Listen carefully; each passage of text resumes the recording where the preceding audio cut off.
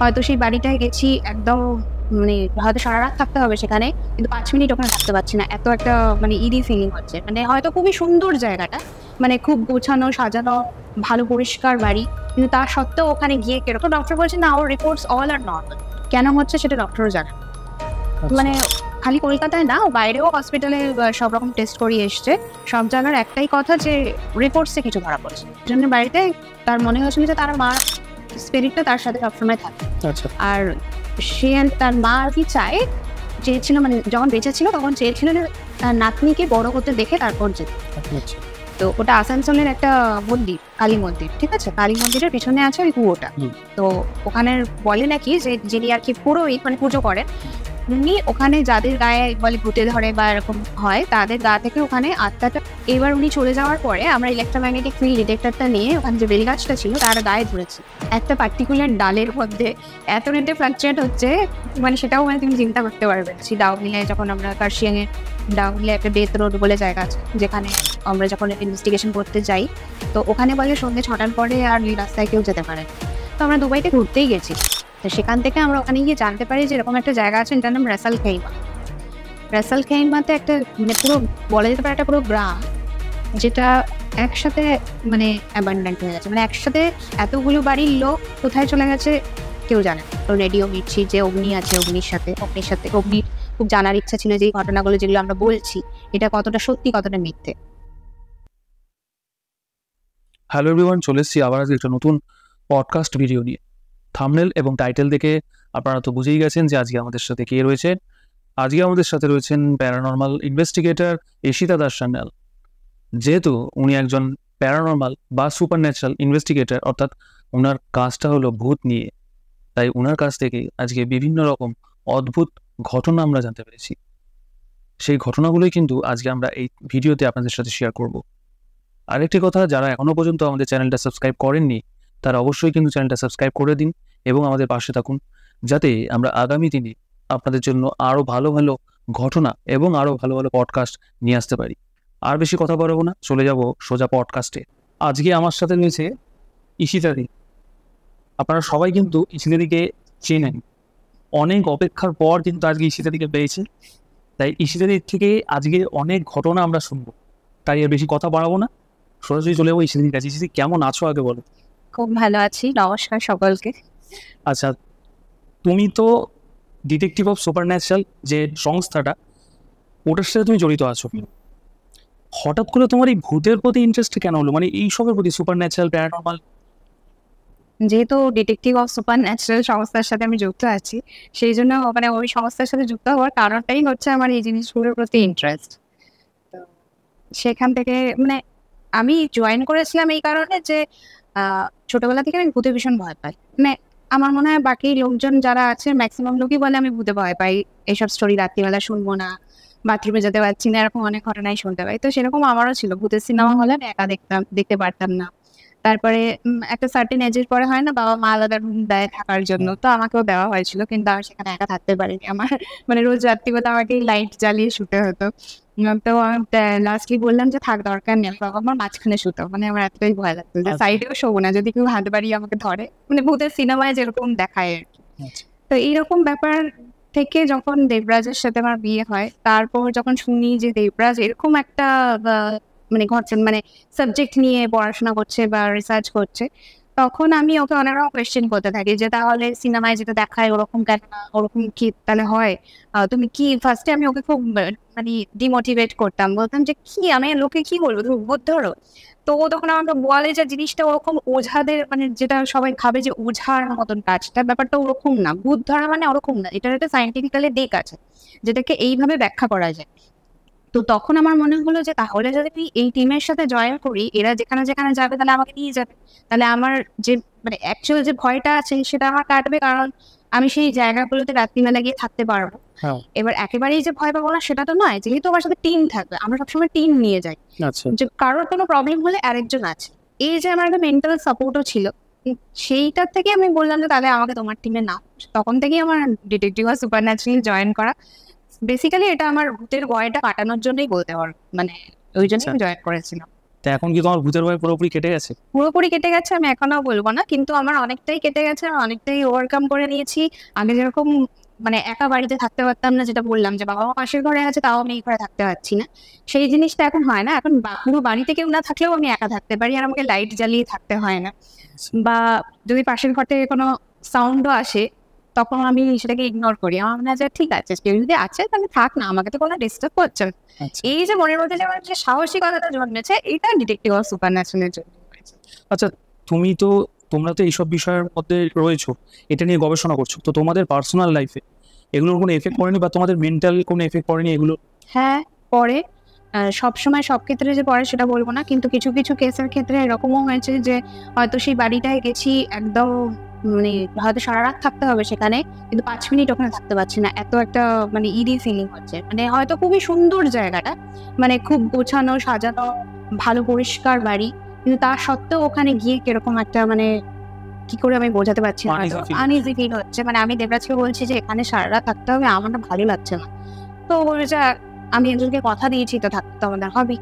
তো এইরকম অনেক কিছু কিছু, সব ক্ষেত্রে বলবো না, কিন্তু কিছু কিছু বাড়ি এরকম হয়েছে যেখানে গিয়ে আমাদের মনে হয়েছে যে ভালো লাগছে না, আর সেই ভালো লাগছে না যেটা, সেটা মানে ন্যাচারাল না। তো সেই জিনিসগুলো ঘটেছে। তারপর এরকম একটা বাড়ির থেকে ঘুরে আসার পরে আমাদের একজন টিম মেম্বারের উপরে অনেক রকম প্রবলেম হয়েছে, যেটার মানে ডক্টরও কোনো উত্তর দিতে পারছে না। এটা আমি প্রচুরবার বলেছি সব জায়গাতে। তো সেই মানে সেটা বলতে পারো যে আমাদের একটা ভীষণ হার্মফুল ব্যাপার, প্রাণহানিও হয়েছে। মানে প্রাণহানি যে ব্যাপারটা বলছো, ওটা কি তোমাদের টিমের মধ্যেই কেন হয়েছে? টিম মেম্বারের খুব মানে নিজের একটা ছেলের মতন পালিত একটা কুকুর ছিল। মানে বলে না জন্তু জানোয়াররা আগে থেকে ফিল করতে পারে যে এরকম কিছু আসে, তো ওর উপরে আসার ছিল, কিন্তু সেটা ওর কুকুরটা নিয়ে নেয়, আর কুকুরটা হার্ট অ্যাটাক হয়ে মারা যায়।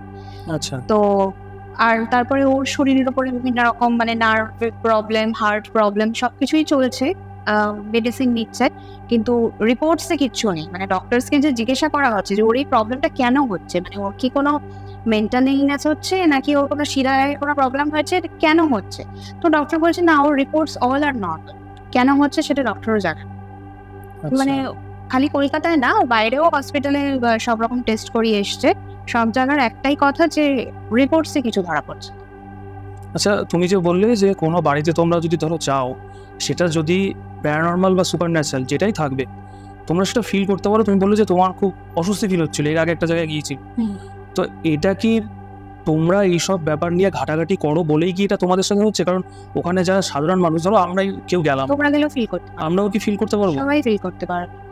মানে ঠিক এরকম বাড়িটায় ঢোকার মানে দরজার বাইরে একরকম ফিলিং, আর দরজার ভেতরে ঢুকলেই একটা মানে বদ্ধ একটা মনে হচ্ছে যেন চেপেই ধরছে, একটা এরকম একটা ফিলিং।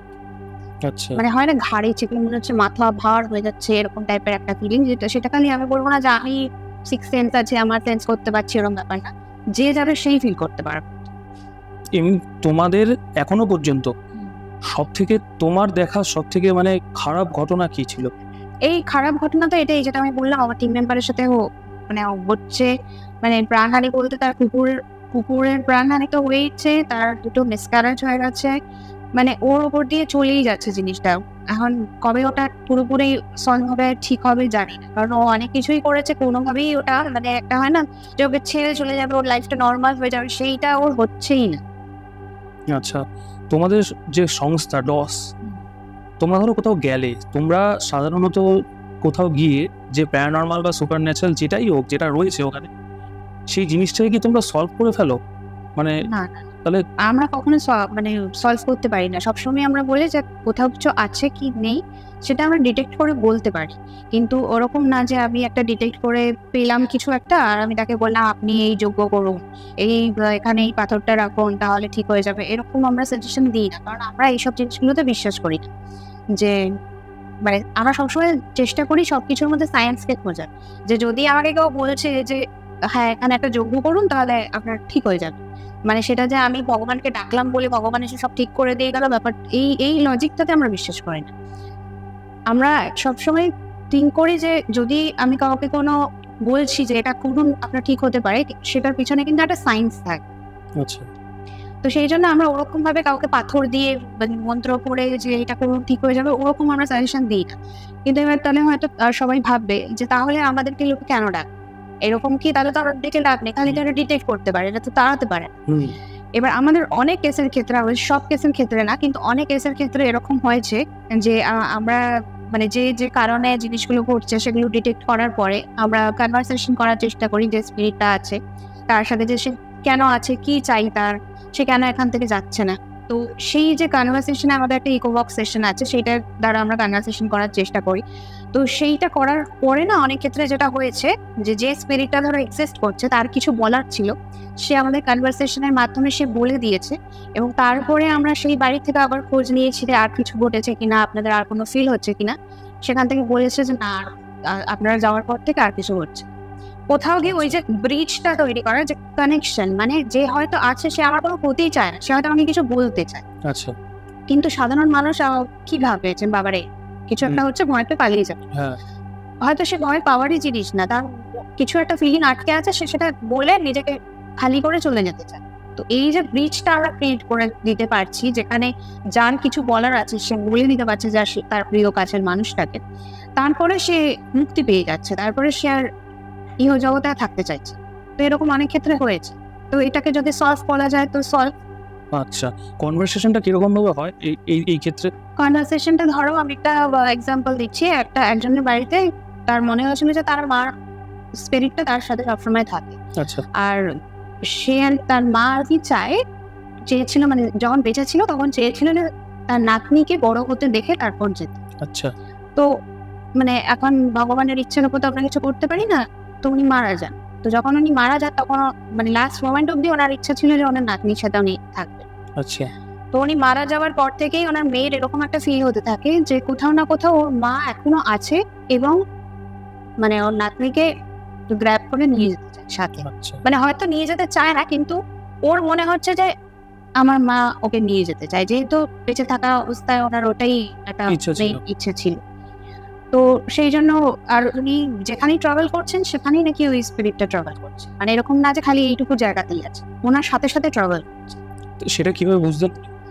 ওই যখন আশেপাশে স্পিরিটটা থাকতো তখন ওনার একটা মানে ইরি ফিলিং হওয়া, একটা ভারী ভাব, বা কানের সামনে একটা ফিস ফিস কোনো শব্দ, হাওয়া পাস হয়ে যাচ্ছে, এরকম একটা মানে বিভিন্ন রকমের ফিলিং। এবার মানে এক একজনের তো ফিলিং এক এক রকম, তো সেটা অত ডিটেলসে বলাটা সম্ভব না। আর ওর মেয়ে ছিল খুব ছোট তখন, মানে 1 বছর বয়স হয়তো। তো সে সবসময় দেখছে একটা পার্টিকুলার কোনো একটা দিকে ফোকাস করে হাসছে, খেলছে, মানে যেরকম করে আমাদের বড়রা বাচ্চাদের সাথে খেলে না, ওরকম করে বাচ্চাটা রিয়াক্ট করছে। তারপর হঠাৎ করে একদিন বাচ্চাটার মুখে শুনতে পায় তার মায়ের ছোটবেলাকার ডাক। মানে ডাক না, মানে ওর মাকে ছোটবেলায় যারা যে নামে ডাকতো সেই নামটা।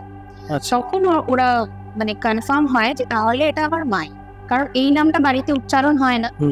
আর ও এতটাই ছোট যে উচ্চারণ হলেও সে ওর পক্ষে সেটা ক্যাচ করা পসিবল না।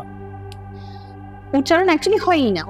ওনার মতে যে আমার মায়ের ছোটবেলার নাম আমাদের বাড়িতে কেন উচ্চারণ হবে বলি, আমরা তো সেই নামে মাকে আমরা মা বলি না, ওই নাম তো কথা ওঠেই না। তো সেইখান থেকে উনি কনফার্ম হন যে ওনার মা, আর ওনার মা মেয়েকে নিয়ে যেতে চায় সাথে করে। তো সেই কেসের ক্ষেত্রে মানে আমরা ওখানে গিয়ে চেষ্টা করেছিলাম যে ওনার মা কেন আছে, কি চায়, যদি কনভারসেশন করা ইকোবক্সের মাধ্যমে কনভারসেশন করে সেটা জানা পসিবল হয়। তো ইকোবক্স সেশনটা যখন করছিলাম তো ওনারকে বলেছিলাম যে আপনি এমন কোনো কোয়েশ্চেন করুন যেটা আপনার মাই খালি জানে আপনার ব্যাপারে, আমরা এখানে কেউ না জানি বা আশেপাশে কেউ না জানে। তো মানে কনফার্ম হওয়ার জন্য যেটা ওনার মাই কিনা। তো উনি তখন প্রশ্ন করলেন এরকম যে আমাকে ছোটবেলায় কি নামে ডাকতে, এরকম অনেকগুলো প্রশ্ন করলেন যেটাতে কনফার্ম হতে পারে যেটা ওনার মাই। তো যে কোয়েশ্চেনগুলো উনি করলেন একদম এক্সাক্ট ওই উত্তরগুলোই পেলেন যেটা ওনার মা হলেও সেই উত্তর দিত। তো এবার সেই সেশনের মাধ্যমে উনি মায়ের সাথে কনভারসেশন করলেন যে তুমি কি চাইছো, তুমি কি করলে মুক্তি পাবে, মানে এরকম বিভিন্ন রকম সেশনের মাধ্যমে। তো তারপরে যে রিপ্লাই গুলো এলো সেই মতন উনি মানে গয়া পিণ্ড দান করার কথা জিজ্ঞেস করেছেন যে আমি কি পিণ্ড দান করলে তোমার মুক্তি হবে, তুমি কি চলে যাবে, আমরা ভালো আছি মা, তুমি চলে যাও, তুমি মুক্তি পাও, মানে এরকম করে উনি অনেক বলেছিলেন। তো তারপরে যখন আমরা পরে আর কি অনেকদিন পরে খোঁজ নিই যে ওই প্রবলেমস গুলো কি আর আছে, মানে এতই প্রবলেমস ছিল যে উনি ডিপ্রেশনে চলে গেছে, মানে ওনার মেয়ে আচ্ছা এত ডিপ্রেশনে চলে গেছেন যে চোখ মুখ একদম বসে গেছে, কালো হয়ে গেছে, দেখা যাচ্ছে না। এটা কিন্তু আমি একজন খুব নাম করা অভিনেত্রীর কথা বলছি, আমি নামটা নিচ্ছি না, কিন্তু আমি যার কথা বলছি সে একসময় মানে সিরিয়াল জগতের জনপ্রিয় অভিনেত্রী ছিল। মানে এখন যেটা বললে তুমি, হ্যাঁ, আমি যে মেয়েটার কথা বলছি, মেয়েটা সিরিয়াল জগতের একজন নাম করা অভিনেত্রী, কিন্তু আমি তার নাম নেবো না কারণ উনি বারণ করেছিলেন যাতে মানে যেহেতু এটা সেন্টিমেন্টাল ব্যাপার কেউ না জানে, সেই জন্য আমি নাম নেব। তো বর্ধমানে ওনার বাড়ি। তো সেই ঘটনার পরে কিন্তু উনি আমাদের জানিয়েছিলেন যে আর কোনো প্রবলেম নেই, মানে উনি ইউএসএ তে থাকেন এখন প্রেজেন্টলি। তো আগে ইউএস এর বাড়িতেও প্রবলেম হচ্ছিল, বর্ধমানে এলেও সেই প্রবলেমটা হচ্ছিল, এখন দুটো জায়গায় কোনো জায়গাতেই সেই প্রবলেমটা হচ্ছে। তাহলে বলা যেতে পারে এটা সলভ কেস। আচ্ছা তুমি যে বললে ইউএসএ তো প্রবলেম হচ্ছিল, এখানেও প্রবলেম হচ্ছিল, আত্মা কি ট্রাভেল করতে পারে? হ্যাঁ, ট্রাভেল করছে ওর সাথে। ওটা আত্মা তো কোনো শরীর হয় না, যে কোনো ম্যাগনেটিক ফিল্ডের মাধ্যমে যে কোনো জায়গায় ট্রাভেল করতে পারে। আমি এখান থেকে ফোন করলে ইউএসএ তো ফোন লাগবে না, ফোন তো লাগবে, সেটা কোনো টানের মাধ্যমে যাচ্ছে না। তো সেরকমই স্পিরিট হয়ে ট্রাভেল করতে পারে। তো তুমি যখন এই যে ধরো তোমাদের যে এখনো পর্যন্ত তোমরা মোটামুটি কটা কেস এরকম মানে ফেস করেছো এখনো পর্যন্ত? মানে কিরকম ফেস করা বলতে? এখনো পর্যন্ত তোমাদের কাছে এরকম কটা কেস?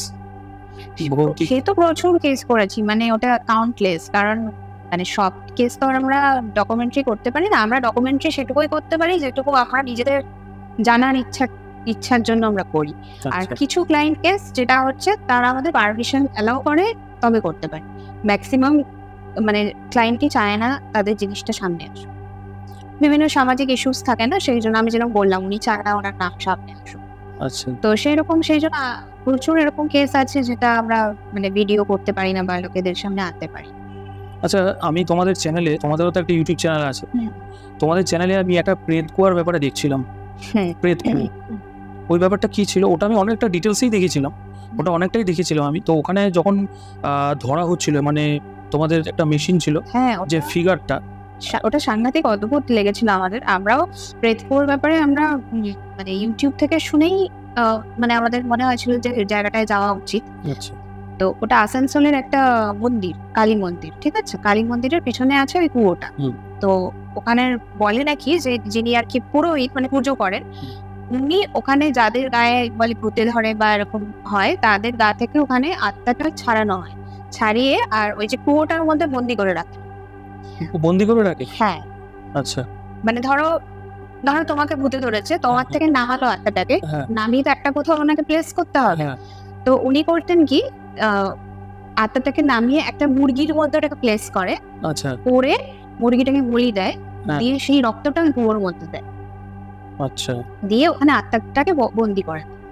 তো খালি ভূতে ধরা বলে না, ওই হাইওয়ের সামনেই মন্দিরটা, ওই হাইওয়েতে যত অ্যাক্সিডেন্ট হয়, যাদের ওখানে মানে ওরকম আত্মার ফিলিং ওরা পায় যে এখানে এরকম আছে, তাদের সবাইকেই নাকি মন্ত্রের দ্বারা উনি ওখানে বন্দি করে রাখেন। তো কথাটা আমাদের শুনে সায়েন্টিফিক লাগেনি, লজিক্যালি লাগেনি, তো আমরা ভাবলাম যে নামটা ইন্টারেস্টিং, কালী পুজো, কালী মন্দির, তারপর প্রেত কুয়া নামটা যেহেতু দিয়েছেন ইন্টারেস্টিং, তো দেখে আসি ব্যাপারটা। আমরা কিন্তু একেবারেই ভাবিনি যে ওটার পেছনে সত্যি কোনো লজিক থাকতে পারে। আমরা ওই গেছিলাম মানে দেখার জন্য। তো আমরা গেছিলাম হচ্ছে ওই কালী পুজোর ওই মন্দিরটার বাৎসরিক পুজো যেদিন, সেই দিন মানে ওই দিনই ওখানে পাঠা বলি। আচ্ছা, এখনকার দিনেও বলি হয়, এটা খুব খারাপ জিনিস, অ্যাকচুয়ালি হওয়া উচিত না, কারণ মানে আমাদের ধর্মে কোথাও লেখা নেই যে কোনো প্রাণকে বলি দিয়ে মায়ের আরাধনা করা যায়, এটা আমি একেবারেই সাপোর্ট করি না, কিন্তু এখন আমরা তো পাল্টাতে পারছি না সমাজকে, কিছু করার নেই। তো ওখানে গিয়ে আমরা দেখছি যে ওখানে পুজোর সব জোগাড়জান্তি হচ্ছে, আমরা খুব ইন্টারেস্ট নিয়ে পিছনে নিলাম দেখতে সারাউন্ডিংসটা, পেছনে ছিল কুয়োটা। তো দেখলাম যে সব মানে সেরকম কিছু মানে শারীরিক কোনো ফিলিং হচ্ছে না, মানে যেটা অন্য জায়গায় আমি বললাম একটা ভারী ভাব ফিল হয়, যেখানে শুনতে পাচ্ছি যে কুয়োর মধ্যে এতগুলো আত্মা বন্দি আছে, তারপরেও যে একটা ফিলিং হওয়া, ওসব কিন্তু কিছু হচ্ছে না, কারণ একটা পজিটিভ ফিলিংই লাগছে, যেহেতু মায়ের মন্দির পুজো, তার সাথে মায়ের গান বাজছে, তো একটা পজিটিভ ফিলিংই হচ্ছে। কিন্তু ওই কুয়োটার চারপাশে একটা বেল গাছ ছিল, আরো কিছু কিছু গাছ ছিল, তো আমরা বললাম ঠিক আছে, যখন এত কথা আসে এটা থেকে একটুখানি আমরা আমাদের গ্যাজেট নিয়ে এক্সপেরিমেন্ট করে দেখি। তুমি চিন্তা করতে পারবে না, আমাদের ইলেকট্রোম্যাগনেটিক ফিল্ড ডিটেক্টরটা যখন কোর উপরে রাখলাম কি রেটে ফ্লাকচুয়েট হতে শুরু করলো, মানে এটা জাস্ট না দেখলেন অভাবন। আমরা ভাবতে পারছি না যে একটা কোর মধ্যে কি করে ম্যাগনেটিক ফিল্ড এত রেটে ফ্লাকচুয়েট হতে পারে। তো তখন আমাদের মনে হলো তাহলে তো যে কথাগুলো উনি বলছেন ভুল না, লজিক খুঁজে পাচ্ছি না, কিন্তু যেটা বলছেন সেটা প্রমাণ পাচ্ছি। একটা অদ্ভুত রকম সিচুয়েশন। তারপরে ওখানে পুরোহিতের যে আরো যারা সাপোর্ট, মানে আরো যারা যারা ছোট ছোট পুরোহিত যারা থাকে, তো তাদের সাথে কথা বললাম। তো জিজ্ঞেস করলাম যে এখানে কি কি হয়, কিভাবে আত্মাকে বন্দি করা হয়। তো উনি ওই মুরগির ঘটনাটা আমাকে বললেন, আর বললেন যে এখানে গাছে গাছে বসে থাকতে দেখা যায়। কারণ কাকে দেখা যায়? মুরগিদের। বলছে না না, তেনাদের দেখা যায়, আমরা দেখতে পাই না, কিন্তু বাবা দেখতে পান। বাবা মানে হচ্ছে পুরোহিতের কথা বলছে, বাবা দেখতে। আচ্ছা, আমি বললাম যে তার মানে এই গাছে গাছে স্পিরিট দেখা যায়? তো ওরা থাকে? বলছে হ্যাঁ থাকে। তো আমরা সিরিয়াসলি এগুলো শুনে না, মানে আমরা পিছনে পিছনে হাসি মজাই করছিলাম যে কি বলে রে ভাই।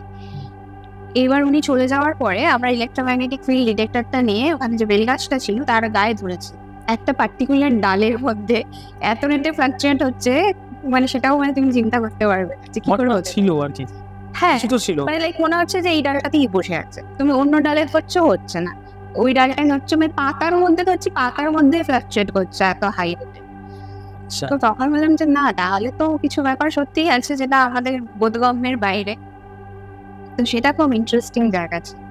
মানে ওখানে এমনি শারীরিক কোনো ফিল হচ্ছিল না, কিন্তু আমাদের গ্যাজেটস এরকম ধরা পড়েছে। তারপরে যে শ্যাডো ফিগারটা, ওই ফিগারটার কথা বললে, ওটা ওই কুয়োর ওপরেই যখন আমি আর আমার টিম মেম্বাররা মিলে ওই ইলেকট্রোম্যাগনেটিক ফিল্ড ডিটেক্টর দিয়ে চেক করছিলাম, তখন দেবরাজ ওই থার্মাল ক্যামেরাটা ইউজ করছিল।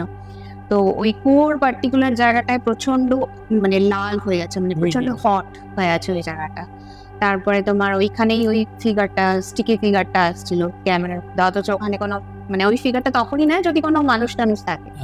তো কেউ ছিল না, কুয়োর একদম আমি দেখেছি কুয়োর ওপরেই ওই ফিগারটা আসছে। হ্যাঁ, ওটা আমি দেখেছিলাম, ওটা তোমাদের চ্যানেলে আছে। হ্যাঁ, তো ওইগুলো তো ভীষণ অদ্ভুত লেগেছিল। মানে জায়গাটা আমি সবাইকে বলবো যে গিয়ে একবার ভিজিট করুন, ভীষণ মানে একটা পিসফুল একটা অ্যাম্বিয়েন্স, মানে মা কালীর মূর্তিটাও মানে দেখার মতন, কিন্তু তার সাথে এই ফিলিংগুলো করতে পারবেন। আমি জানি না এমনি কতটা ফিল করা যাবে, কিন্তু আমরা তো ভালো মতন গ্যাজেট দিয়ে ফিল করতে পেরেছি ব্যাপারটা। আচ্ছা, তোমরা এত জায়গায় যে গেছো, এত কেস তোমরা দেখেছো, সলভ করেছো এবং ফেসও করেছো, তো এরকম কোনো কেসে তোমরা গেছো, ধরো তোমাদের এতটাই অসুবিধা হয়েছে বা তোমাদের ওপর অ্যাটাক করা হয়েছে যে তোমরা তো ওখান থেকে কিছু পুরোটা করতে পারোনি, বেরিয়ে চলে এসছো আর কি, বাধ্য হয়েছে তোমাদের? আমাদের ডাউহিলের যে ঘটনাটা, যেটা আগেও অনেকবার বলেছি, ডাউহিলে যখন আমরা কার্শিয়াংয়ে, ডাউহিলে একটা ডেথ রোড বলে জায়গা আছে, যেখানে আমরা যখন ইনভেস্টিগেশন করতে যাই, তো ওখানে বলে সন্ধ্যে 6টার পরে আর এই রাস্তায় কেউ যেতে পারে না। তো আমাদের পারমিশন নিয়ে, ফরেস্ট ডিপার্টমেন্ট থেকে পারমিশন নিয়ে ওখানে থাকতে হয়েছিল। ওখানে সাধারণ মানুষ রাত অব্দি থাকতে পারে না, কারণ ডিপার্টমেন্ট পারমিশন দেয়। ওখানে অনেক জন্তু জানোয়ার আছে, সেই জন্য আমরা ওখানে ইনভেস্টিগেশন করবো বলে যাচ্ছি, যেদিনই যাচ্ছি কিছু না কিছু বাধা পড়ছে। মানে তখন অত বৃষ্টি হওয়ার কোনো কারণ নেই, যত বৃষ্টি শুরু হয়ে গেল আমরা ইনভেস্টিগেশন করতে যাওয়ার টাইম, গাড়ি থেকে নামছি, বৃষ্টি হচ্ছে, ভাবছি যে তাহলে একটু কিছুক্ষণ বসে নি, থামলে আবার করবো, যেই গাড়িতে উঠছি বৃষ্টি থেমে যাচ্ছে।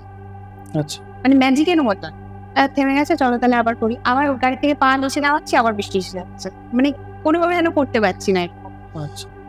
তারপরে ওখানে একটা সুইসাইড পয়েন্ট বলে জায়গা আছে, যেখানে আমাদের একটা টিম মেম্বার মানে এমন ভাবে পড়লো একটা প্লেন জায়গায়, সেটা হাতই ভেঙে গেল, মানে ফ্র্যাকচারই হয়ে গেল। কিছু না কিছু এমন ঘটছিল যেন আমরা ফিলই করতে পারছিলাম। খালি আমাদের টিম ছিল না ওখানে, আমাদের সাথে একটা প্রোডাকশন টিমও ছিল, যারা আমাদের এই ডকুমেন্টারিতে প্রডিউস করছিল। তো সেই টিমের প্রত্যেকটা মেম্বার সেখানে সেই সেম জিনিসগুলো ফিল করেছে, খালি এটা আমাদের কথা, এটা ওনাদেরও কথা। তারপর তো আমাদের ওখানে একদম এক্সট্রিম যেটা হয়েছিল, পিঠে আঁচড়, আমাদের টিম মেম্বারের পিছনে পিঠে আঁচড় পড়লো। তারপরেই সবাই বললো থাক, অনেক হয়েছে, আর করা দরকার। মানে সেই রকম একটা মোমেন্টে যখন ওরকম লাইট অফ হয়ে যাচ্ছে, মানে আমাদের যে সোর্স লাইট ছিল ওটা অফ হয়ে গেল, যখন ক্যামেরাটা অফ হয়ে গেল লাইটটাও অফ হয়ে গেল, আর এটা তখনই ঘটলো যখন পিঠে আঁচড়টা পড়লো।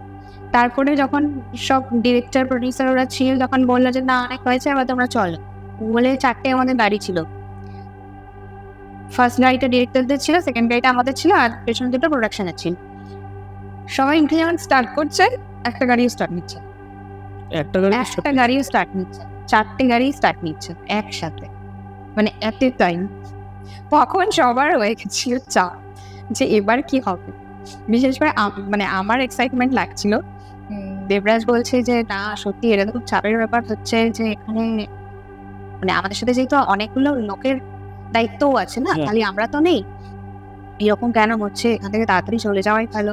তো আমাদের ডিরেক্টর ভীষণ ভয় পেয়ে আছে, উনি বলছেন যে বাবার এটা কেন হচ্ছে, এরকম কি হচ্ছে, এটা কি হয়ে গেল। তারপরে এইসব করতে করতে হঠাৎ করে গাড়িটা স্টার্ট হলো।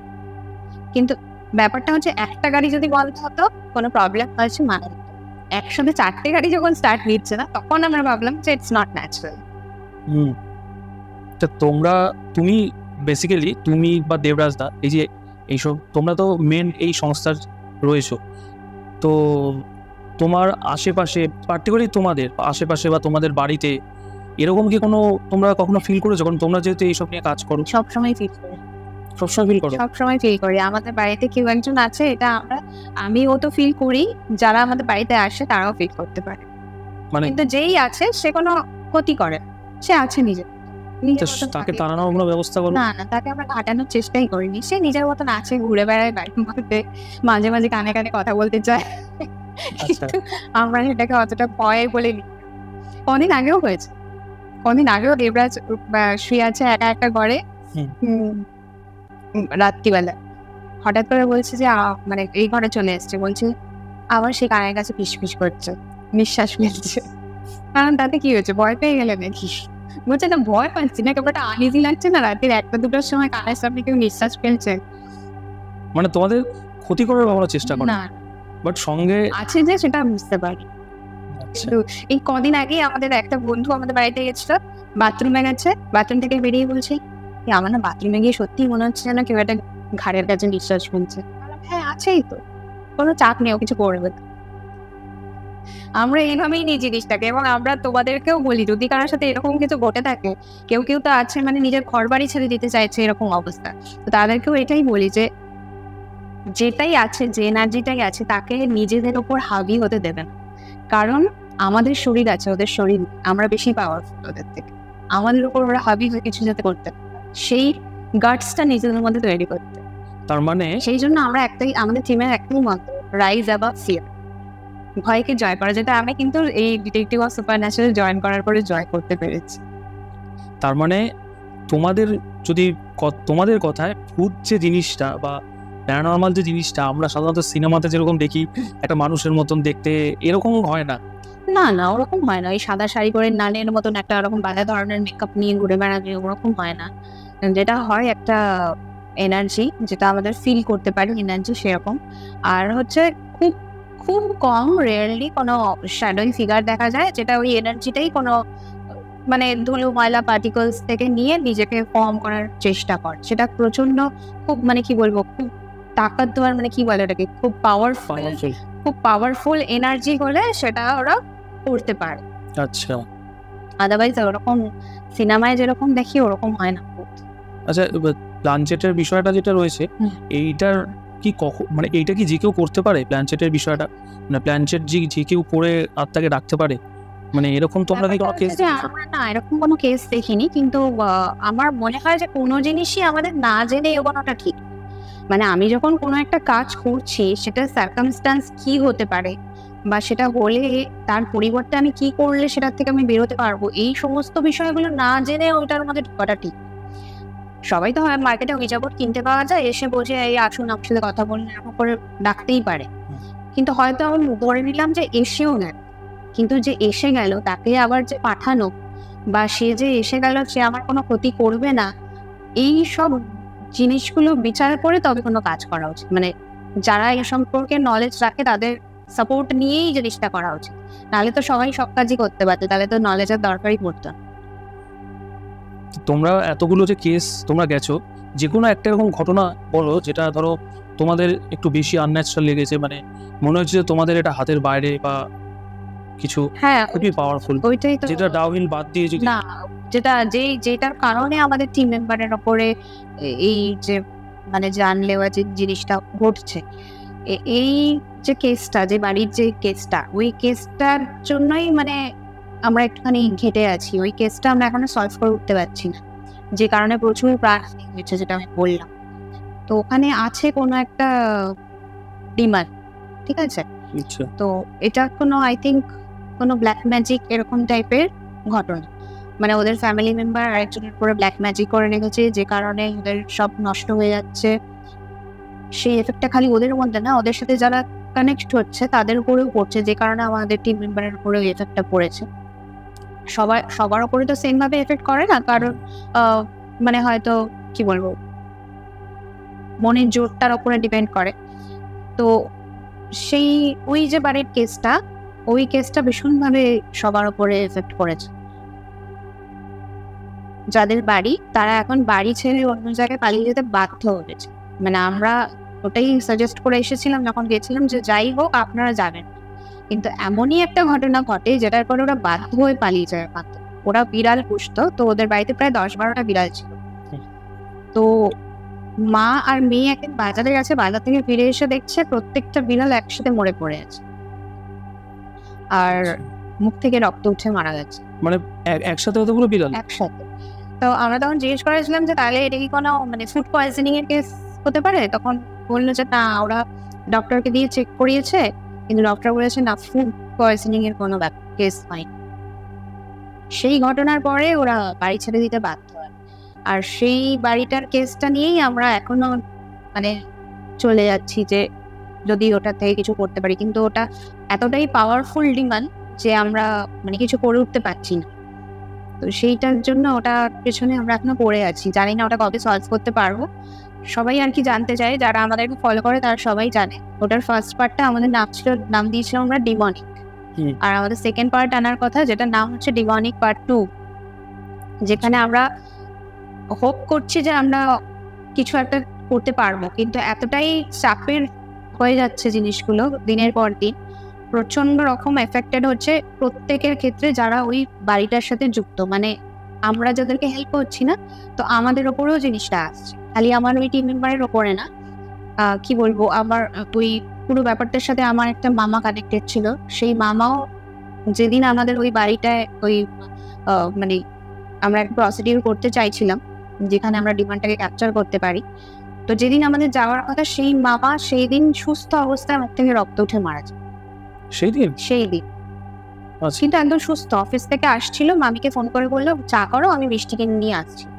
মিষ্টি কিনতে নেমেছে, তারপর থেকে মামি ফোন করছে, ফোনে পাচ্ছে না, মামা বাড়িতে ফিরছে।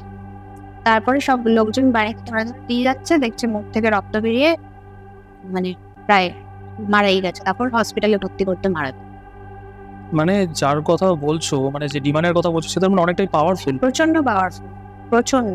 এবং আরেকদিনও ওই বাড়িটাতেই আমাদের আবার গিয়ে করার কথা ছিল। আমাদের একজন চেনা আছে, সে রিচুয়ালস গুলো ভালো করে করতে পারে, তো তাকে আমরা বললাম যে তুইও চল, তাহলে আমরা রিচুয়ালসটা করতে পারবো। তো যেদিন আবার যাওয়ার কথা হলো, ঠিক সেই দিনই ওর পিসমশাই বোধহয় মারা গেল, মানে কোনো কারণে সেই দিনও ও যেতে পারলো।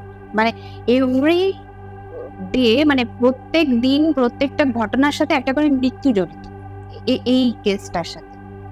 প্রথমে আমার টিম মেম্বারের কুকুরের মৃত্যু, তারপরে ওর মিসক্যারেজ, তারপরে এতগুলো বিড়ালের মৃত্যু, আমার মামার মৃত্যু, ওই যাকে নিয়ে যাবো রিচুয়ালসটা করতে তার পিসমশাইয়ের মৃত্যু। মানে যখনই কিছু করতে যাচ্ছি কেউ একজন মরে যাচ্ছে। তো এখন রীতিমতো আমরা যথেষ্ট রকম ভয় পেয়ে আছি, মানে একেবারেই বলবো না যে আমরা ভয় পাই না, আমরা প্রত্যেকটা মেম্বার এখন ভয় পেয়ে আছি যে আবার যাব, আবার কার প্রাণ থাকে। এই কারণে আমরা ভীষণ এই কেসটা নিয়ে, অথচ আমাদের সলভ করার একটা প্রচন্ড রকম আর্য আছে, কিন্তু আবার এই জিনিসটা যেহেতু আমার বাচ্চা খুব ছোট, তো আমার ভয়টা আরো বেশি লাগছে ওই কারণে। তো এই সব মিলিয়ে অনেকদিন ধরেই আমার থেকে জানতে চাইছে ডিমনিক একটু কবে আসবে। বেসিক্যালি এটা তো আমরা সিনেমা না যে আজকে বললাম কালকে রিলিজ করে দিলাম, এটা একটা ভীষণ লেন্দি প্রসেস, যেটা আমরা সলভ করে উঠতে এখনো পারছি না, যার জন্য আনতে পারছি না আপনাদের সামনে। তো সেটা আমি এখনো অব্দি কোথাও বলিনি, তোমার চ্যানেলেই বললাম। তোমরা একবার দুবাইতে গিয়েছিলে, দুবাইতে তোমরা একটা এরকম কিছু ইনসিডেন্ট দেখেছিলে আর শুনেছিলে, ওটার কি ব্যাপার? অ্যাকচুয়ালি আমরা এখন এরকম হয়ে গেছে, কোথাও যদি আমরা ঘুরতেও যাই তো আমাদের মাথার মধ্যে চলতে থাকে যে এখানে কোনো এরকম কোনো জায়গা আছে যেখানে কিছু মানে ঘটেছে বা ঘটে এরকম। তো আমরা দুবাইতে ঘুরতেই গেছিলাম। তো সেখান থেকে আমরা ওখানে গিয়ে জানতে পারি যে এরকম একটা জায়গা আছে যেটার নাম রাস আল খাইমা। রাস আল খাইমাতে একটা মানে পুরো বলা যেতে পারে একটা পুরো গ্রাম, যেটা একসাথে মানে অ্যাবান্ডেন্ট হয়ে গেছে, মানে একসাথে এতগুলো বাড়ির লোক কোথায় চলে গেছে কেউ জানে না, এরকম একটা জায়গা আছে। আর মানে পুরো আমরা ওখানে যখন যাই তখন দেখতে পাচ্ছি যে পুরো যে বাড়িগুলো মানে সব আধা ভাঙা অবস্থায়। আচ্ছা, পরপর পরপর সারি দিয়ে প্রচুর বাড়ি, আর সব ভাঙা ভাঙি, মানে অনেকদিন ধরে অ্যাবান্ডেন্ট করে থাকলে যেরকম হয় আর কি, ওরকম ভাঙা ভাঙা অবস্থায়। আর কোথাও কিচ্ছু নেই, ধুধু করছে, চারদিক ফাঁকা। তো আমাদের যে ড্রাইভারটা ছিল সে অ্যাকচুয়ালি ওখানে যেতেই চাইছিল না, ভয় পাচ্ছিল। তো আমরা তখন বললাম যে একটুখানি নিয়ে চলো না, মানে রিকোয়েস্ট করলাম আর কি। তো মানে জায়গাটা এমনিই হরিফিক, মানে গেলেই একটা কিরকম গা ছমছমে, যেহেতু দূর দূর অব্দি কিছু নেই, ডেজার্টের মাঝখানে ওরকম একটা অ্যাবান্ডেন্ট গ্রাম, চারদিকে বাড়িগুলো এরকম আধা ভাঙা অবস্থায় বালির মধ্যে পড়ে আছে, মানে ভিজুয়ালি তুমি ভাবতে পারো যে কিরকম একটা হরিফিক লাগবে জায়গাটা। তো সেইটা একটা ব্যাপার লাগছিল, মানে দেখেই একটা হরিফিক ব্যাপার লাগছিল। তোর কারণ কিছু জানতে পেরেছিলে? কারণটা ঠিক না জানতে পারিনি, কিন্তু ওখানে শুনলাম যে ওখানে যেটা আমরা মানে দেখেছিলাম, আমরা যখন রাত্রিবেলা মানে আমরা থাকতে থাকতে যখন একটু সন্ধ্যের দিক হয়ে যায়, তো ওখানে একটা বাড়ির মধ্যে থেকে একটা মানে ব্ল্যাক কালারের একটা শ্যাডোই টাইপের কিছু উইন্ডো থেকে দেখা যাচ্ছিল। তো আমাদের আরো সামনে মানে ধরো ডিস্টেন্সটা অনেকটাই ছিল, আমরা এখানে ছিলাম আরো বোধহয় একটা বেশ অনেকটা দূরেই, মানে আবছা বোঝা যাচ্ছে, আমরা হয়তো বুঝতেও পারতাম না ওটা কি। কিন্তু যখনই মানে ওটা দেখা যায় তখনই শুনতে পাচ্ছি আমাদের ড্রাইভারটা জোরে জোরে মানে ওদের কি বলবো ওটাকে কিছু একটা পড়ছিল আর কি, মানে আমরা যেরকম মন্ত্র পড়ি না, কিছু একটা ওরকম পড়ছিল, মানে মুসলিম তো ইসলামিক ভাষায় কিছু একটা পড়ছিল। তো আমরা তো মানেটা বুঝতে পারছিলাম না, তো মানে খুব ভয় ভয় উনি ওটা পড়ছিল। তো তখন আমরা জিজ্ঞেস করলাম যে কি হয়েছে, ওখানে কি দেখা যাচ্ছে, ওটা কি? তখন উনি বলতে চাইছে না, বলছে আপনারা এখান থেকে তাড়াতাড়ি চলুন, এখানে আর থাকা যাবে না, এখান থেকে তাড়াতাড়ি চলুন করে উনি আর আমাদেরকে এগোতেই দিলেন না। তো পরে যখন আসি তো উনি বলেন যে ওটা নাকি জিন ছিল। জিন, হ্যাঁ, আচ্ছা। তো সেই জিনটা নাকি খুব ভয়ঙ্কর টাইপের জিন, যে আর কি মানে কি বলবো মানুষকে মেরে ফেলে আর কি, এরকম টাইপের ভয়ঙ্কর। মানে ওটা ওনার বক্তব্য অনুযায়ী, আমার বিশেষ কোনো আইডিয়া জিন সম্পর্কে নেই, তো আমি সেই জন্য কিছু বলতেও পারিনি তখন। আমি খালি ওনার থেকে যতটুকু জেনেছিলাম আমি ততটুকুই বলছি। জায়গাটা হরিফিক ছিল, গা ছমছমে ব্যাপার লেগেছিল, কিন্তু একটা ওরকম ডেজার্টের মাঝখানে আমাদের যেহেতু আমরা এই কাজ করি সেজন্য আমাদের জন্য খুব এক্সাইটমেন্ট লেগেছিল জায়গাটায়। কিন্তু ওই জায়গাটায় যাওয়ার পরে যে ঘটনাটা ঘটলো, ড্রাইভারের মুখে ওই মন্ত্র পাঠটা শুনে আমাদের গায়ে কাটা দিচ্ছিল।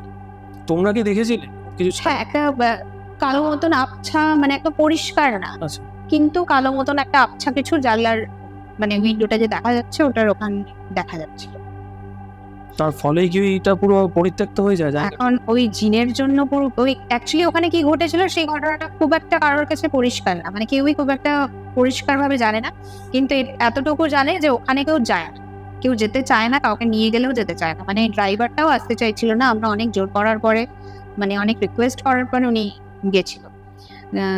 তো এরকম একটা মানে এই যে ঘটনাটা আমি তোমাকে বললাম, সেই ঘটনাটা মানে ফিলিংটা আমি হয়তো বলে বোঝাতে পারছি না, যেটা আমাদের অ্যাকচুয়াল ওখানে থেকে ফিল হয়েছে, ওই ফিলিংটা আমি বলে বোঝাতে পারছি। তা আগে বা পরে কি কোনো নেগেটিভ কিছু ঘটেছিল তোমাদের সাথে? না, ওটার কিন্তু কোনো আনসার আমাদের সাথে অ্যাজ সাচ হয়। তোমরা তো রিসেন্ট কাশ্মীর গিয়েছিলে এই ব্যাপারের জন্য? না, এই ব্যাপারের জন্য কাশ্মীর যাইনি, কাশ্মীরে ঘুরতেই গেছিলাম, কিন্তু ওখানে গিয়েও সেম জিনিস যে আমরা জানতে পারি ওখানে এরকম দুটো প্লেস আছে, দুটো প্লেস না হয়তো আরো অনেকগুলোই প্লেস ছিল, সব জায়গায় আমরা ভিজিট করতে পারিনি যেহেতু আমরা ফ্যামিলি নিয়ে ঘুরতে গেছিলাম। তার মাঝখানে থেকেও এই জিনিসগুলোর মধ্যে ইনভলভ হওয়াটা আমার দেবরাজের জন্য একটুখানি রিস্কি ছিল, কিন্তু তাও আমরা ছাড়তে পারিনি। গুলমার্গের চারদিকে বড় বড় হোটেল, মানে যে রিসর্ট গুলো ওদের হয় সেই রিসর্ট, পাশেই হেলিকপ্টার রাইড হচ্ছে, পাশেই স্কি হচ্ছে, তার সামনে হঠাৎ করে এত কিছু ভালো জিনিস ছেড়ে আমার চোখে পড়লো একটা অ্যাবান্ডেন্ট হোটেল দেখতে, হোটেলের মানে পরপর পরপর একই টাইপের রুম, একটা মনে হচ্ছে গেট, কিছু একটা মানে হোটেল বলো কি প্যালেস বলো, মানে সেটা অ্যাবান্ডেন্ট ভাঙাচোরা হাউস। আর ওটা উঠতে গেলে মানে প্রায় এতটা বরফ পা দিয়ে উঠতে হবে, মানে এতটা পা ডুবে যাচ্ছে আচ্ছা এরকম। ওখানে কেউ যায় না, সেম ম্যাচ। আমাদের ড্রাইভারকে বললাম যে মুচির বাহা যা থাক, ড্রাইভারকে আমি পাঠালাম যে আমাকে ওখানে নিয়ে চল, কারণ নাহলে তো আমরা তো একা একা চলে যেতে পারবো না, হ্যাঁ। যেহেতু ওখানে কোনো সাধারণ মানুষ যায় না।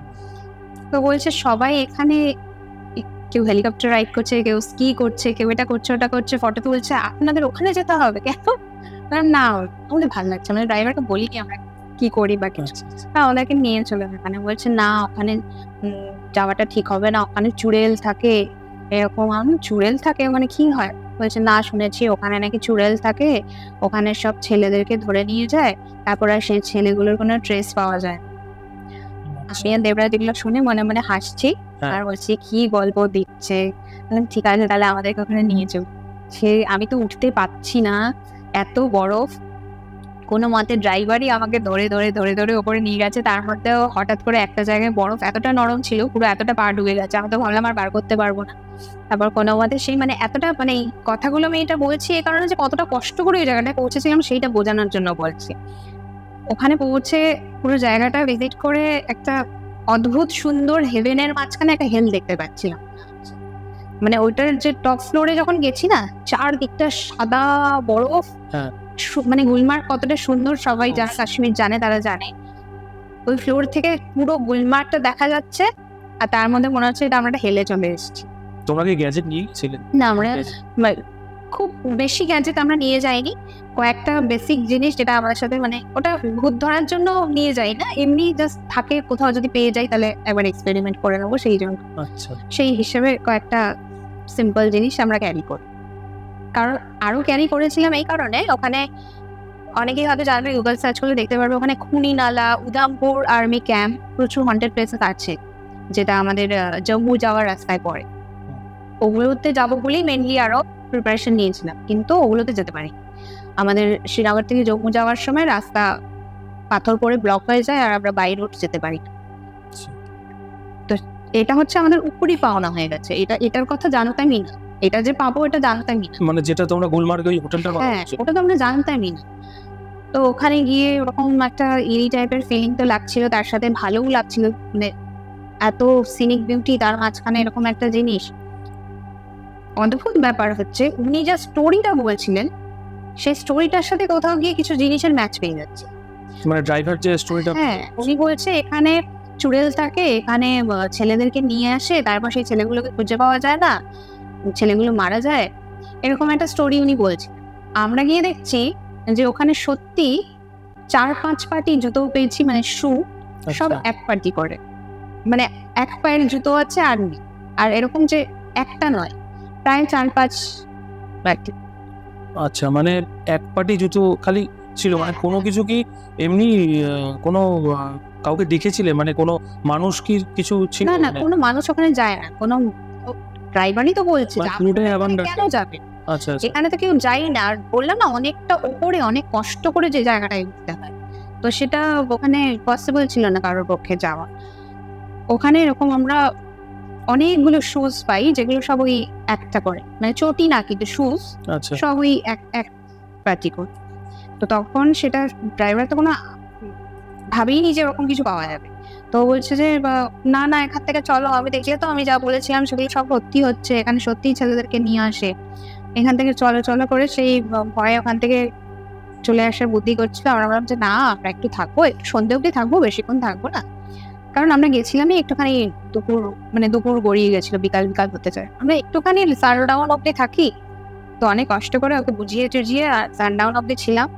ওখানে কিছু একটু পেয়েছিলাম, কি পেয়েছিলাম এখনই বলবো না, কারণ সেটা আমাদের যে ভিডিওটা আসছে কাশ্মীরে আমরা নাম দিয়েছি হেল ইন দ্য হেভেন, কারণ সত্যি ওটাই ফিল হচ্ছিল যে চারদিকে হেভেন, মাঝখানে ওইটা হেল, এরকমই ফিলিং হচ্ছিল। তো সেইটার ঘটনাটা ওখানে দেখতে পাবে। আর একটা জিনিস যেটা ওখানে আছে পরি মহল কাশ্মীরে, এটা খুব ফেমাস একটা জায়গা, যেটা গুগল সার্চ করলেই কেউ দেখতে পাবে যে মোস্ট হন্টেড প্লেসের মধ্যে পরি মহল একটা পড়ে। সেখানে আমরা গেছিলাম, সেটা কিন্তু টুরিস্ট প্লেস, ওখানে টুরিস্টরাও যায়। হ্যাঁ, কিন্তু একটা পার্টিকুলার জায়গা আছে যেটার মধ্যে মানে যেটা গেট বন্ধ করে, যেটার ভেতরে কাউকে অ্যালাউ করে না যাও। কিন্তু তোমার গেটটা দেখে মনে হবে না যে ভেতরে এমন কিছু থাকতে পারে, পরি মহলের মধ্যেই। হ্যাঁ পরি মহলের মধ্যেই ব্যাক সাইডে পড়ে। মানে একটা গেট, যেটা গেটটা এখন লাগানো হয়েছে যাতে কেউ ঢুকতে না পারে, তার ভেতরে ঢুকে এরকম দুটো রাস্তা বোধহয় সুড়ঙ্গের মতো নিচের দিকে যাচ্ছে, এরকম টাইপের একটা, মানে আমাদের বাইরে থেকে মনে হচ্ছিল যে এরকম একটা রাস্তা। তো ভাবলাম যে ওটার মধ্যে যদি কোনোভাবে আমরা ঢুকতে পারি। তো দেবরাজ চেষ্টা করলো পারমিশন নেওয়ার, অনেক কষ্ট করে আমরা পারমিশন পেয়েছিলাম ওটার ভেতরে যাওয়ার। তো সেখানেও আমাদের বেশ একটা ভালো, মানে এরই বলবো না, কিন্তু ভালো একটা হিস্টোরিক্যাল একটা ফিলিং, যে স্টোরিগুলো ওখানে আছে যেন মনে হচ্ছে দেওয়ালের প্রত্যেকটা কোনায় কোনায় যেন মনে হচ্ছে সেই স্টোরিগুলো কানের মধ্যে পাচ্ছে, এরকম একটা ফিলিং আসছিল। কিন্তু ওই জায়গাটা যে কেন বন্ধ করে রেখেছে মানে সাধারণ পাবলিকের জন্য বুঝলাম না। মানে কোনো খাজানা নেই ওর মধ্যে যেটা মানে প্রোটেক্ট করে রাখতে হয়। মানে কোনো ঘর না ওটা। আমার দেখে আমার যেটুকু মনে হলো বোধহয় ওটা কোনো আন্ডারগ্রাউন্ড জেল টাইপের ছিল, কাউকে রাখা হতো বা এরকম টাইপের, যেখানে আর কি মানে অনেক লোক হয়তো ওইখানেই বেশি মারা গেছে বা এরকম টাইপের কিছু হবে। আমাদের দেখবে প্রত্যেকটা ফোর্টেই আমরা যাই কোনো না কোনো একটা প্লেস যেটা কিন্তু বন্ধ করা থাকে। তোমরা রাজস্থানে যে একটা আছে ওটাতে কি? হ্যাঁ, রাজস্থানে একটা আমরা এখনো যাইনি, কিন্তু ওটা খুব শিগগিরই যাওয়ার ইচ্ছে আছে। তো দেখা যাক কবে হয়। কাশ্মীরের ব্যাপারটা তোমরা আরো ডিটেলসে আমাদের ভিডিওটায় দেখতে পারো। আচ্ছা, আর তোমার কাছে একটা কার্সড পুতুল রয়েছে, ওইটার ব্যাপারটা কি? ওটা তো আমি শুনেছি অনেক জায়গায়, কিন্তু ওটার বিষয়টা যদি একটু বলো। ওটার বিষয়টা হচ্ছে যে আমরা একটা জায়গায় ইনভেস্টিগেশন করতে গেছিলাম, ওটাও আসানসোলের একটা গ্রামে। তো সেখানে যখন আমরা গিয়ে পৌঁছাই, পুরো ঘটনাটা অত ইলাবোরেট করে আমি বলছি না, ছোট্ট করে বলছি। ওইখানে যখন আমরা গিয়ে পৌঁছাই, ওখানে দেখছিলাম একটা রিচুয়াল হচ্ছিল, মানে কেউ ছিল না, হয়তো আমাদের যাওয়ার আওয়াজ পেয়ে পালিয়ে গিয়ে হবে বা কিছু হবে। ওখানে একটা গাছ ছিল, আমরা খবর পেয়েছিলাম যে ওখানে নাকি মানে প্রায় একটা করে মেয়ে গায়েব হয়ে যায়, মানে সুইসাইড করে নেয় বিনা কোনো কারণে, মানে এরকম টাইপের নিচে। আচ্ছা, মানে কেউ সেটার কারণ বুঝতে পারছে না যে এই মেয়েটা এখনই ভালো করে কথা বলছে, ও কালকে কি করে সুইসাইড করে নিতে পারে। অথচ তার ব্যাকগ্রাউন্ডে এরকম না যে কোনো প্রেমে ধোকা পেয়েছে বা তোমার রেজাল্ট খারাপ হয়েছে, মানে এরকম কোনো স্টোরি নেই, কিন্তু মরে যাচ্ছে। তো পুরো মানে আমরা অনেক ইনভেস্টিগেশন করে অনেক খুঁজে টুঁজে তবে ওই জায়গাটায় গিয়ে পৌঁছাই, এবং জায়গাটায় গিয়ে দেখি যে একটা গাছ আছে, যে গাছটাকে ঘিরে রিচুয়ালটা হচ্ছে। আর গাছটার মধ্যে না প্রচুর পুতুলকে গলায় দড়ি দিয়ে ঝুলিয়ে রাখা হচ্ছে। মানে ঠিক যেন মনে হচ্ছে যে এক একটা পুতুল এক একজনকে, মানে এক একজনের নামে বোধহয় সামান করা হচ্ছে।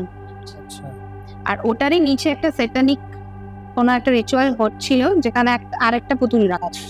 মানে সেই পুতুলটা খুব, মানে তাকে কোনো মারা হয়নি বা কাটা হয়নি, বাকি পুতুলগুলোর জামা ছেঁড়া, কাটা, এরকম টাইপের, গলায় দড়ি দেওয়া, হাত ভাঙা, এরকম অবস্থা দেখেছে। কিন্তু ওই পুতুলটা দেখছি একদম যেন ওকে দিয়ে কিছু করানো হচ্ছে এরকম টাইপের মনে হচ্ছে, সিঁদুর টিঁদুর মাখানো এরকম টাইপের ছিল। তো বাকি পুতুলগুলোকে ডিস্ট্রয় করে দেয় ওরা সবাই, মানে আমাদের টিম মেম্বার্সরা। আর ওই রিচুয়ালটাও আমরা ডিস্ট্রয় করে দিই, মানে সব ফেলে দিয়ে, চুড়া ফেলে দিয়ে। তো ওই যে পুতুলটা ছিল ওটা আমি নিয়ে আসি। এটা জানি সবাই বলবে আমার ভুল, কিন্তু আমি ওই একটু সিনেমা দেখতে পছন্দ করি, তো আমি এড লরেনকে খুব ফলো করি। তো ওদের ওই অ্যানাবেল দেখার পর থেকে আমিও ভাবতাম যে আমরা তো এত কেস করি, যদি আমরা এরকম কোনো পুতুল পাই তাহলে খুব ভালো। তো হঠাৎ করে ওই পুতুলটাকে দেখে আমার অ্যানাবেলের কথা মাথায় এসেছিল যে তাহলে আমি এটা নিয়ে যাই। ওরা সবাই আমাকে মানা করেছিল নিয়ে যেতে, কিন্তু স্টিল আমি পুতুলটাকে নিয়ে আসি। কিছুই হয় না, কিন্তু পুতুলটাকে নিয়ে আসি, পুতুলটা থাকে নিজের আমার বাড়িতে ঠাকুরের জায়গায় রেখে দিয়েছিলাম। কিন্তু ওটা আনার পরে তোমার সাথে কোনো মানে আনন্যাচারাল কোনো ঘটনা ঘটেনি? আনন্যাচারাল আমার মনে হয়নি ঘটেছে। ব্যাপারটা হচ্ছে যে তখন এটা তো বেশ অনেকদিন আগের ঘটনা, আমার বাচ্চা তখন অনেকটা ছোট। তো আমি ওকে রাত্রিবেলা মাঝরাতে ওকে দুধ খাওয়াই, আবার ঘুম পাড়ি, তো এরকম রোজই করি। এবার একদিন দেখছি রাত্রিবেলা দেবরাজ হঠাৎ করে খুব চেঁচিয়ে উঠেছে, মানে কি করছোটা কি তুমি, এরকম করে আমাকে ঝাঁকিয়ে কি করছো। আমি কি করছি, ওকে দুধ খাওয়াচ্ছি। তো বলছে ওকে কোথায় দুধ খাওয়াচ্ছো, তো ঘুমাচ্ছে। তারপর আমার ট্রান্স একটা ভাঙে, আমি দেখি যে হ্যাঁ সত্যি ও পাশে ঘুমাচ্ছে, আর আমি পুতুলটাকে এরকম হাতে নিয়ে করছি। মানে এটা যেন মনে হয় যে আমি কোনো ট্রান্সের মধ্যে ছিলাম, ও আমাকে ঝাঁকিয়ে দিতে আমার যেন আমি নিজের মধ্যে এলাম। আর আমি দেখছি যে মানে পুতুলটা আর কি মানে বাচ্চার মতন করে ওকে আমার কোলে রাখা। মানে আমি তো বুঝতে পারছি না কি হয়েছে, আমার যা হচ্ছে না হচ্ছে দেবরাজের মানে হয়ে গেছে। মানে তুমি তখন ওর মধ্যে ছিলে না? না, আমি জানি না ওটা কখন ঘটেছে। আমি পুরো আমার মানে হোশ হওয়াতে আমার মনে হচ্ছে আমি আমার বাচ্চাকে দুধ খাওয়াচ্ছি, মানে ও খায়, মানে প্যাকেট দুধ খায়। তো আমি ভাবছি যে আমি ওকে বটল করে দুধ খাওয়াচ্ছি, কিন্তু যখন আমার ট্রান্সটাও ভাঙায় তখন দেখি যে ও অ্যাকচুয়ালি ঘুমাচ্ছে আর আমি পুতুলটাকে ধরে আছি। পুতুলটা তুমি যেখান থেকে এনেছিলে ওখানে বললে তুমি যে অনেকগুলো মেয়ে এরকম ভাবে মারা গেছে, তো ওদের বডিগুলো কি ওখানেই পাওয়া যেত?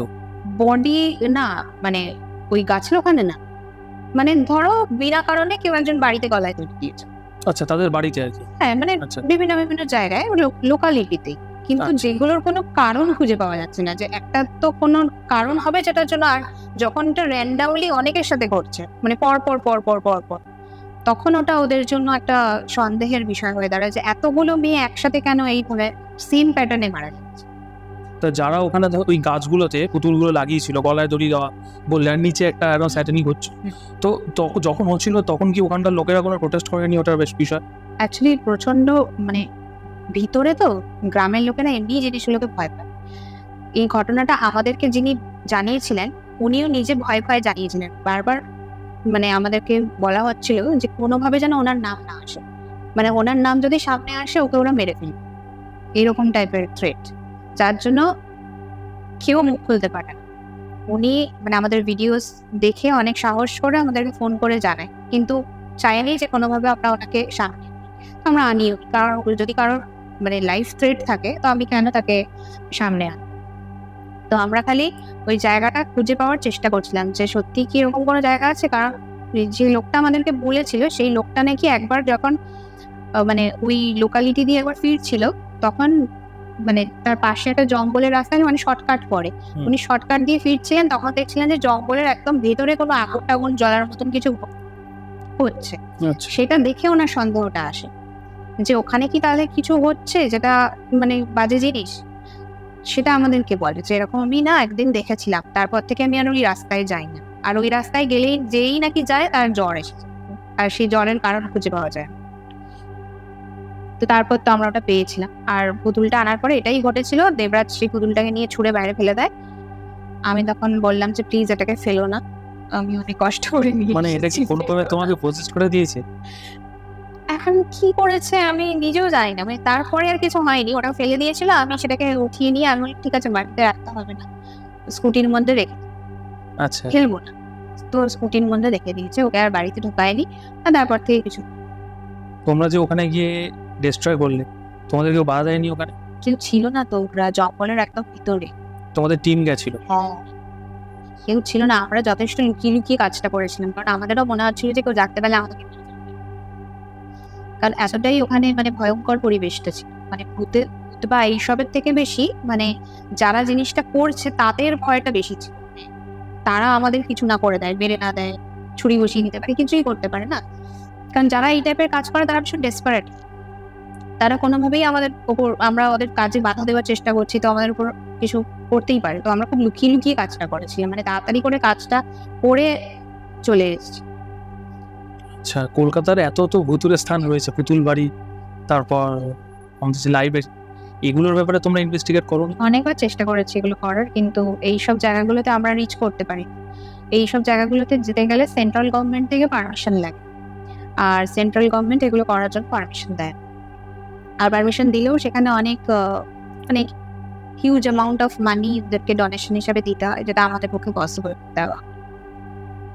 সেই কারণে তোমাদের কাছে যে যন্ত্রগুলো রয়েছে, যে গ্যাজেটগুলো, ওগুলো সব জায়গায় ঠিক প্রপারলি ওয়ার্ক করে? তো ধরো যেখানে খুব বেশি পাওয়ারফুল কোনো এন্টিটি রয়েছে, কোনো পাওয়ার এরকম খুব বেশি, সেখানে এরকম ঠিকঠাকভাবে না, যেখানে প্রচন্ড ধরো মানে কি বলবো স্পিরিট বা এনার্জি যেখানে প্রচন্ড রকমের বেশি, তখন কি হয় খুব মানে খুব পাওয়ারফুল ধরো স্পিরিট মানে এনার্জি আছে, তখন আমাদের গ্যাজেটস কাজ করা বন্ধ করে, ব্যাটারি ড্রেন আউট হয়ে যায়, কারণ যে স্পিরিট বা এনার্জি থাকে সেই নিজের পাওয়ারটা বাড়ায় হচ্ছে আমাদের কি বলবো, যে কারণে আমাদের টেম্পারেচার আপ ডাউন করে, মানে প্রকৃতি থেকে, ঠিক আছে।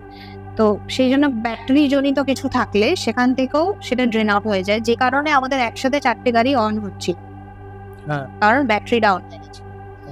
তো যেখানে প্রচন্ড পাওয়ারফুল কোনো এন্টিটি থাকে তখন ব্যাটারি ড্রেন আউট করে, সেই ক্ষেত্রে কি আমরা যেটা ইউজ করি দেখার জন্য, সেটা হচ্ছে কম্পাস, নর্মাল কম্পাস, যেটার কোনো ব্যাটারি না। নর্মাল যে কম্পাস হয় দিক নির্ণয় করার জন্য, সেই কম্পাসকে আমরা একটা জায়গায় প্লেস করে দিই। আর সেখানে আমরা বলি যে যদি কেউ এখানে থেকে থাকে তাহলে ওটাকে মুভ করে দেয়।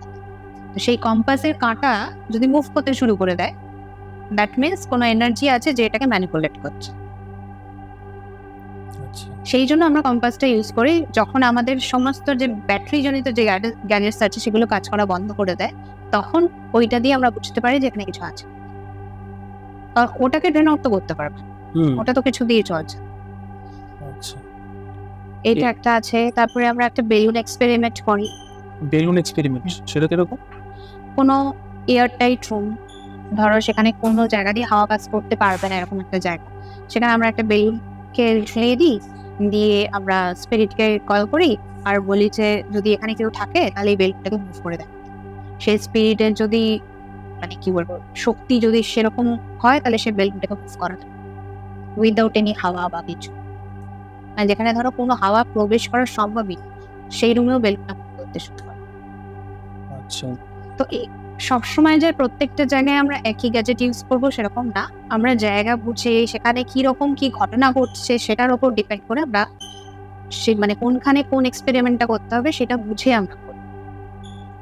তোমরা যখন কোনো এক্সপেরিমেন্ট করো, মানে স্পিরিটকে যখন তোমরা স্পিরিটের সাথে কানেক্ট করার চেষ্টা করো, তখন কি মানে কানেক্ট হয়ে যায়, মানে চলে আসে সে, মানে কানেক্ট কি সবসময় হবে তা তো নয়, কিন্তু কিছু কিছু ক্ষেত্রে হয়।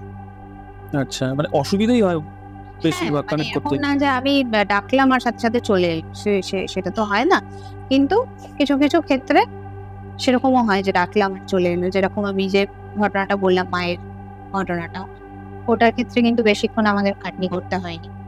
তারপরে আরেকটা ঘটনা আমাদের হয়েছিল রেডিও মির্চির যে অগ্নি আছে, অগ্নির খুব জানার ইচ্ছা ছিল যে এই ঘটনাগুলো যেগুলো আমরা বলছি এটা কতটা সত্যি কতটা মিথ্যে। সবাই তো ভাবতে পারে যে আমি এখানে বসে বলছি তার মধ্যে অর্ধেক হয়তো মিথ্যা কথা আছে। তো সেই জন্য অগ্নি বলেছিল তোমরা কিভাবে করো আমি নিজে চোখে দেখতে চাই। তো বললাম ঠিক আছে তুমি চলো আমাদের সাথে। তো অগ্নি আর অগ্নির আরেকজন, মানে ও ক্যামেরা করছিল আর অগ্নির সাথে ছিল, ও রেডিও মির্চির জন্য একটা শো করবে বললো যে তাহলে তোমরা যেটা করো ওটা আমরা ক্যাপচার করবো আর দেখাবো। তো সেইটা করতে আমাদের সাথে গেছিল। তো তখন ইকোবক্স সেশনটা যখন আমরা করছি, তো অগ্নিকেই বললাম যে একটা কাজ করো, তুমি কনভারসেশন করো, তুমি এমন কিছু কোয়েশ্চেন করো যেটা হয়তো তুমি জানলে তুমি বুঝতে পারবে যে তাহলে সত্যি কেউ আছে, যেটা হয়তো আমরা অনেকেই জানি না। তো তখন অগ্নি জিজ্ঞাসা করলো আমার পুরো নাম কি আপনি বলতে পারবেন। মানে তার আগে অনেকগুলো কোয়েশ্চেন করেছিল, তারপরে এই কোয়েশ্চেনটা করলো যে মানে এতগুলো কোয়েশ্চেনের যেমন ঠিক উত্তর পাচ্ছে, কনফার্ম হওয়ার জন্য কোয়েশ্চেনটা করেছিল যে আমার পুরো নাম কি বলতে পারবেন। তো তখন ইকোবক্স থেকে আসে হচ্ছে অগ্নিজিৎ সেন। আমরা তখন নিজেরাও জানতাম না যে অগ্নির ফুল নাম হচ্ছে অগ্নিজিৎ সেন, কারণ আমরা সবসময় জানতাম ওকে মির্চি অগ্নি বলে। তো ওকে জিজ্ঞাসা করলাম যে এটাই অগ্নিজিৎ সেন তো আমার নাম? বললো হ্যাঁ। বলছে আমি অবাক হয়ে গেলাম যে এটাও হতে পারে। ও যে ভিডিওটা করেছিল ওটা জানি না এখন এত ভাবে প্রমাণ পেয়েছিল বলে চ্যানেল থেকে ওটাকে বিভিন্ন রকম কারণে ওটাকে বন্ধ করিয়ে দিল কেন, ওটা পাবলিশ করেনি ওরা। কিন্তু আমার কাছে অগ্নির থেকে নেওয়া ইন্টারভিউ ছিল যে ওর কি ফিল হলো, ও যেটা দেখলো বা বললো, সেইখানে ও আমাদেরকে জানিয়েছিল যে ও আর ওর যে ক্যামেরা পার্সন ছিল ও মানে হয়ে গেছে যে এটা কি করে হতে পারে, এটা কি মানে লজিক জানি না, যা হয়েছে তোমার চোখের সামনে হয়েছে, আমরা তো কিছু ম্যানিপুলেট করিনি, তুমি নিজেই দেখতে পাচ্ছ। যখন তুমি কলিং করছো ক্যামেরাম্যান বলছে ওদিকে পাথর পড়ার শব্দ হচ্ছে, এই হচ্ছে বলছে, পুরো একটা মানে ভয়াবহ অ্যাম্বিয়েন্স তৈরি হয়ে গেছে। তো তোমরা কি কখনো পার্সোনালি কোনো স্পিরিটকে ডাকার চেষ্টা করেছিলে, মানে কোনো গ্যাজেটের মাধ্যমে? না, আমাকে তো অনেকেই বলে যে বাড়িতে যে আছে তাকে একবার ডেকে জিজ্ঞাসা কর না কি দরকার আছে, টাকা ঘাটিয়ে লাভ নেই। সে তো আমাকে কিছু মানে বলার চেষ্টা বা বোঝানোর চেষ্টা করছে না, সে নিজের মতো লাগছে, থাক দরকার নেই। তোমরা এত জায়গায় যাচ্ছ, এত বেশি পরিমাণে এনার্জি থাকছে, ডিমান্ডের কথা যেটা বললে ওটাও অনেক শক্তিশালী, তোমরা কোনো প্রোটেকশন নিয়ে যাও না? এটা অনেকেই বলে প্রোটেকশন নেওয়ার কথা, কিন্তু অ্যাজ সাচ কোনো প্রোটেকশন আমাদের কাছে থাকে না। প্রোটেকশন কি দিব, মানে ওই তাবিজ কবচ এগুলোতে তো আমরা বিশ্বাস করি না। আর এছাড়া আর কি প্রোটেকশন নেবো? আমাদের মনে হয় প্রোটেকশন মানে হচ্ছে নিজের উইল পাওয়ারটাকে গ্রো করা, যে তুমি যেই ভয় থাকো তুমি আমার থেকে বড়, তুমি আমার সাথে পারবে।